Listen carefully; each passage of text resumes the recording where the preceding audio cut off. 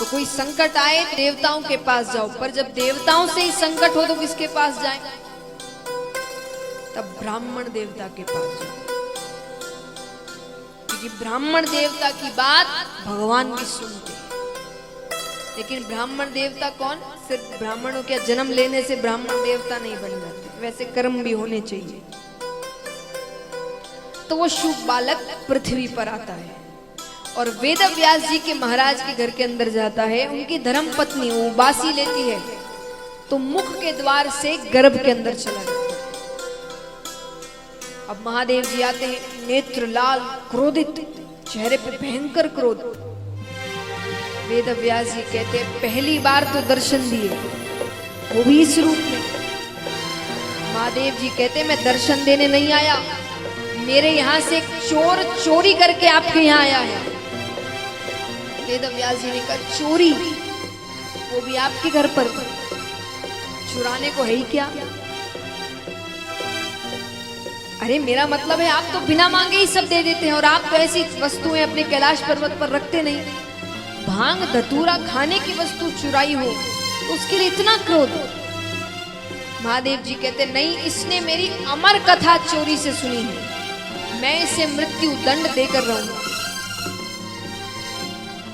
वेद व्यास जी कहते सही नाम है आपका, भोले भंडारी। क्यों? बोले क्योंकि अगर उसने अमर कथा सुन ली वो तो अमर हो गया, आप उसे मार ही नहीं सकते। और मान लीजिए आप महाकाल है, सर्वशक्तिमान है, आपने उसे मार दिया तो आपकी अमर कथा झूठी हो गई। इसीलिए कहा जाता है क्रोध नहीं करना चाहिए। क्रोध में सोचने समझने की शक्ति चली जाती। सच्ची बात है, आज तक पार्वती माता को उन्होंने कथा ही ये सोचकर नहीं सुनाई थी कि अगर उन्होंने किसी और से कह दी तो वो अमर हो जाएगा। अब जब इसने पूरी कथा सुन ही ली है तो उसे मार ही नहीं सकते। पर ये कहने की बात है, क्रोध तो आ ही जाता है। मैं आपको एक बहुत अच्छा तरीका बताती हूँ, जब भी क्रोध आए तो क्या करना। क्योंकि क्रोध आपको कब आता है? जब कोई व्यक्ति आपसे कुछ गलत बातें कह रहा है, जो बातें आपको अच्छी नहीं लग रही, तो आपको गुस्सा आने लगता है, फिर आप पलट में और 10 बातें कहते हैं। तो जब भी ऐसा हो तब कहा जाता है राधे नाम का उच्चारण करना चाहिए। किस नाम का? लेकिन मन में नहीं, जोर जोर से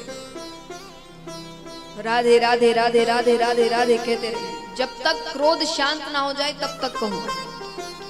इससे 2 चीजें होंगी, एक तो आपका क्रोध शांत हो जाएगा और दूसरा जो आपको क्रोध दिला रहा है उसे क्रोध आ जाए।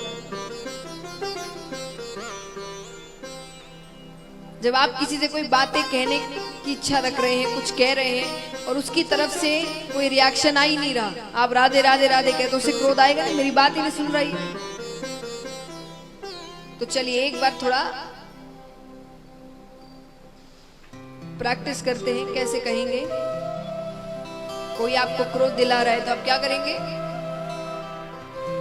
जोर से आवाज आनी चाहिए, ऐसे नहीं, और जोर से राधे राधे राधे राधे राधे राधे राधे। कि सबके चेहरे पर कैसी मुस्कुराहट आ गई। तो जब भी क्रोध कोई दिला रहा हो राधे नाम का, ये कर कर देखिएगा, 7 दिनों में ही करिएगा। कहीं अगर किसी से कोई झगड़ा इत्यादि हो रहा हो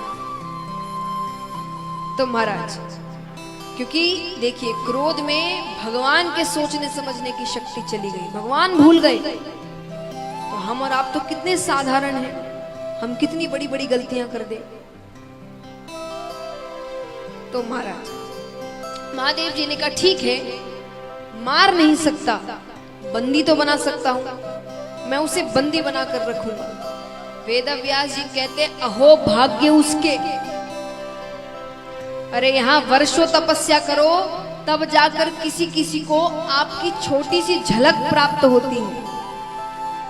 यहां उसने पता नहीं कितने पुण्य किए हैं कि वो जन्म लेते ही आपकी छत्र छाया में रहेगा।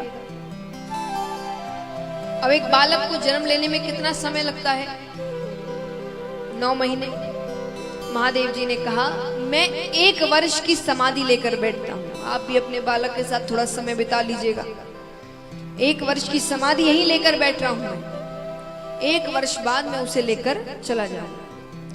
अब ये सारी बातें वो शूक बालक गर्भ के अंदर सुन रहा है। उसने कहा, समाधि ली भी तो इतनी कंजूसी से, 1 वर्ष की। अरे 16 वर्षों की समाधि तो मैं गर्भ के अंदर लेकर बैठता हूं। शूक बालक ने गर्भ के अंदर 16 वर्षों की समाधि ली।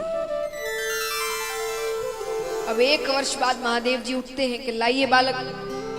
वेदव्यास जी कहते हैं, बाहर आना तो दूर, उसका आकार तक नहीं बढ़ रहा। मेरी पत्नी को बहुत तकलीफ हो रही है। कहते ना 3 महीने शुरुआत के ज्यादा तकलीफ देते हैं, उसमें इतना आकार भी बढ़ता नहीं है, लेकिन तकलीफ बहुत होती है। वेदव्यास जी की धर्म पत्नी को बहुत तकलीफ हो रही है। 1 वर्ष तक बच्चे का आकार नहीं बढ़ा है। वेदव्यास जी ने कहा, क्या पता आपके डर से वो बाहर नहीं आ रहा है, क्या आप उसे लेकर चले जाएंगे? आप उसे माफ कर दीजिए, मेरे कहने पर माफ कर दीजिए।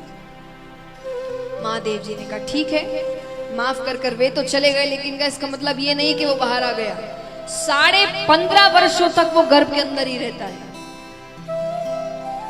लेकिन अब पत्नी की तबीयत ज्यादा ही खराब होने लग रही है। तब जाकर भगवान विष्णु को नीचे आना पड़ता है। अब वो गर्भ के बाहर से बातें कर रहे हैं। भगवान कहते हैं, अरे तुम बाहर आ जाओ, ये दुनिया बहुत सुंदर है, तुम्हें बहुत अच्छा लगेगा। शूक बालक ने कहा, इसीलिए तो नहीं आना। ये दुनिया इतनी सुंदर है कि यहां आकर जीव आपको भूल जाता है। कितने हैं जो आपको मानने से इनकार कर देते हैं। भगवान कहते, पर तुम अंदर नहीं रह सकते। शूक बालक ने कहा, अगर बाहर ही लाना है तो आप अपनी मोह माया रोक दीजिए। मुझे मोह माया नहीं जुड़ेगी मुझसे, तो मैं आपकी भक्ति करता रहूंगा। भगवान कहते, वो नहीं रुक सकते। तो बोले, मैं अंदर ही ठीक हूं। तब भगवान ने कहा, ठीक है, 1 क्षण में जितना समय होता है उसका भी जो 100वां हिस्सा होगा, मैं उतने समय के लिए अपनी मोह माया रोक दूंगा। शूक बालक कहते, ठीक है, लेकिन जब मैं कहूं तभी रोकना। अब उसने अंदर तैयारी कर ली बाहर निकलने के लिए। यहां पर उसने ठाकुर जी से कहा, ठाकुर जी अपनी मोह माया रोकते हैं और गर्भ के अंदर से साक्षात श्री सुखदेव मुनि महाराज प्रकट होते हैं। बोलिए श्री सुखदेव मुनि महाराज की। इस प्रकार श्री सुखदेव जी के अवतार की कथा है। अब देखिए, कल तक आपको कई जगहों से कथा सुनने को मिलेगी। कल से हम सुखदेव जी के मुख से ही कथा सुनेंगे, और अभी तक आपने महादेव जी के मुख से थोड़ी कथा सुनी। अब चलते हैं नैमिषारण्य वन में, जहां पर 88,000 ऋषिगण बैठे हैं। उन्हें कथा सुना रहे हैं सूत जी महाराज। अब 88,000 ऋषिगणों में सबसे बड़े ऋषि हैं शौनक ऋषि। तो उन सभी को शौनकादि ऋषियों के नाम से हम संबोधित करेंगे। शौनकादि ऋषि सूत जी से पूछते हैं कि प्रभु, हम बहुत अज्ञानी हैं और आप में 1 नहीं, 2 नहीं, 3 नहीं, करोड़ों सूर्यों के समान ज्ञान रूपी प्रकाश है। हमें ये बताइए, कलयुग में जीव का कल्याण कैसे हो? हम सबके लिए बातें कही जा रही है कि जब वो पूरी तरीके से संसार में पड़ा हुआ होगा, कई रोगों से पीड़ित होगा। आज हम कई बार देखते, छोटे छोटे बच्चों को बड़े बड़े रोग लग जाते हैं, कितने दुखों से ग्रसित होगा।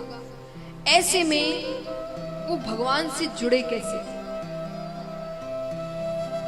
शौनकादि ऋषि कहते हैं, अज्ञान ध्वंत विदवंशा कोटि सूर्य समप्रभा सूता क्या ही कथा सारम मम कर्ण रसायनम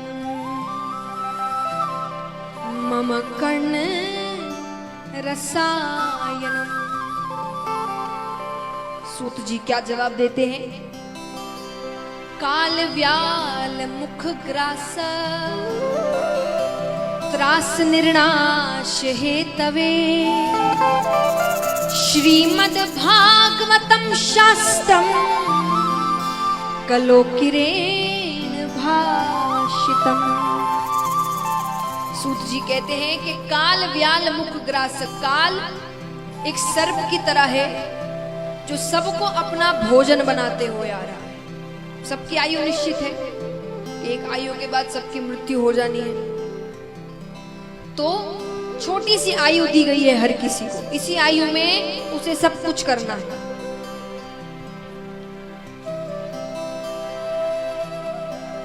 दुनिया में कोई भी चीज ऐसी नहीं है जिसका हम पक्का दावा दे सकते हैं सिवाय एक चीज की,